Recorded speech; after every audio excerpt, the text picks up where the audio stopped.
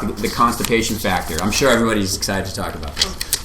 And let me tell you, this is probably the most common thing we're seeing. Most of it is tied into the green tea, but a lot of it is tied into the fact that you're really changing what you're putting in your body.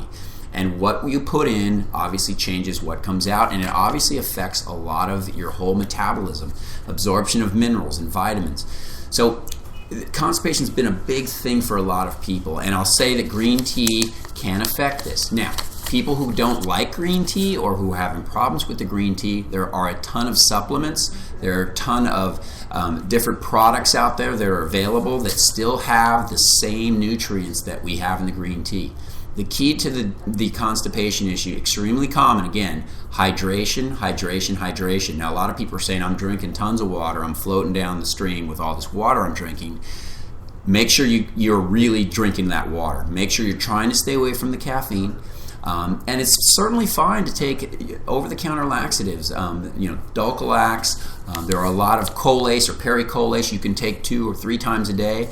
If you really need to get things moving and you want to use some milk of magnesia, these things are perfectly fine. So you manage the constipation issue much like you would any other form of constipation.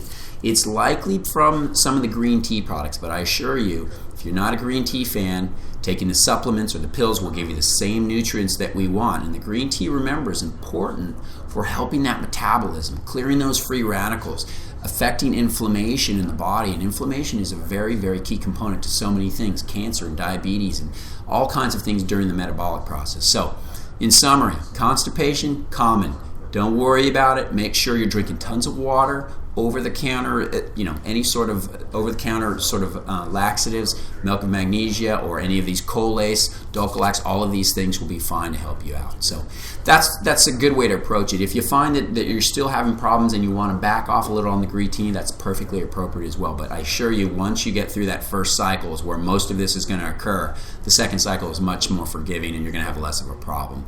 A lot of the cleansing, remember, takes place in cycle 1. So when you're on cycle 1, a lot of changes are going on internally, and these are some of the things you're going to encounter, but there are certainly ways around it. So great question.